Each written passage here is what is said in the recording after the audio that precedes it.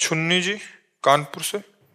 जय जय सब गुरुदेव भगवान। गुरुदेव भगवान, आपके चरणों में कोटि कोटि प्रणाम। महाराज जी, गुरु मंत्र का जप आसन के अतिरिक्त और कहाँ कहाँ और किस किस अवस्था में कर? शरीर अपवित्र ना हो, हर समय जप सकते हो। शरीर अपवित्र हो रहा, जैसे आप शौचालय में हो, वहां गुरु मंत्र नहीं जप सकते। नाम जप कर सकते हो। लघु शंका कर रहे हो, गुरु मंत्र नहीं। मुंह जूठा है, गुरु मंत्र नहीं जप सकते।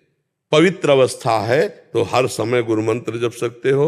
बस इन दशाओं में देख लो, जब शरीर अपवित्र की बात हो तो नाम जप करे, उस समय भी खाली न रहे। जिसमें नमो नमः, प्रणव आदि मंत्र में लगे, वो पवित्र अवस्था में जपे जाते।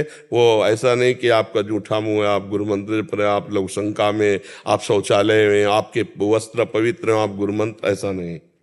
नाम तो अपवित्र पवित्रो वा सर्वावस्थांग तो पिवा यह स्मृत पुंडरीकाक्षम सवाय अभ्यंतरा शुचि। बाहर भीतर से वो परम पवित्र नाम कर देता है। नाम तो कभी भी जप सकते हैं, लेकिन मंत्रों की मर्यादा है, अपवित्र दशा में मंत्र ना जपे जाएं।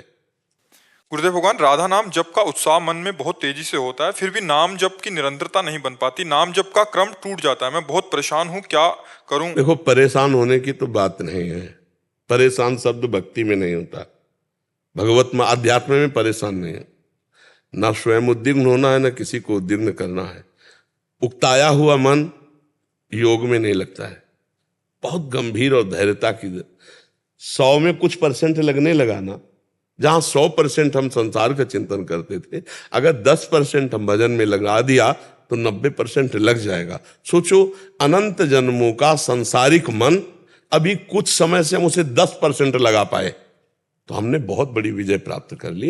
90% हम उस पर परेशान नहीं होना, उकताना नहीं है, धैर्य पूर्वक इस मार्ग में चला जाता है। अच्छा, सिद्ध पुरुष का स्वाभाविक भजन होता है, साधक को करना पड़ता है बार बार जिह्वा से। अगर हमारा उपांशु जप नहीं हो रहा, मानसिक जप नहीं हो रहा, तो हम वाचिक तो कर राधा राधा राधा राधा राधा राधा राधा राधा राधा राधा राधा राधा राधा राधा। अब इसमें देखो, आप जप के देखो, मन लगने लगेगा। धीरे धीरे जैसे जैसे पवित्रता आएगी, वैसे वैसे अंतर में उतरता जाएगा। पहले वाचिक, फिर उपांश, फिर मानसिक, फिर रोम रोम आनंद से पुलकित होकर के जप में लग जाता है। देखो, ऐसे महापुरुष हुए कि वो जहां जिस वस्तु को छू लेते थे उससे नाम चलने लगता। महाराष्ट्र में तुकाराम जी के जहां चरण पड़ते, वो भूमि बोलती विठ्ठल विठ्ठल।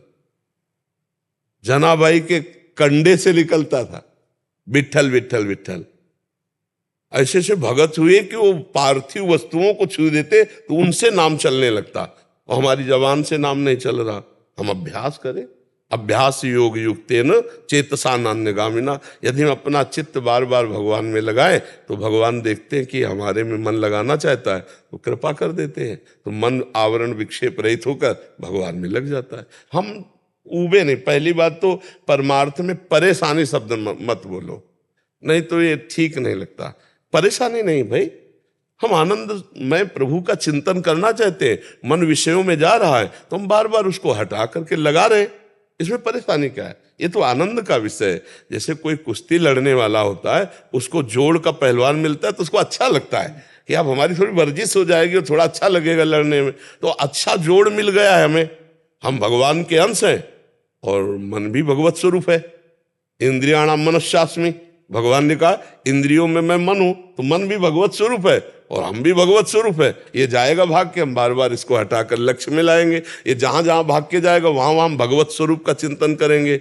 जब सृष्टि नहीं थी तब भगवान, जब सृष्टि नहीं रहेगी तब भगवान, तो बीच में जो कुछ है तब वासुदेवा सर्वम। कहाँ जाएगा मन? हम उसको घेर के लाते, जहां जाए वहां भगवान का चिंतन कराना, ये भी भगवान है। ऐसा न कर पाओ तो जहां जाए वहां से हटा के नाम में बार बार लगाना। आप देखो, कुछ आप विजय हासिल कर लिए, कुछ तो लगने लगा ना, तो अब हम पूरी विजय हासिल करने के लिए उत्साह संपन्न रहे।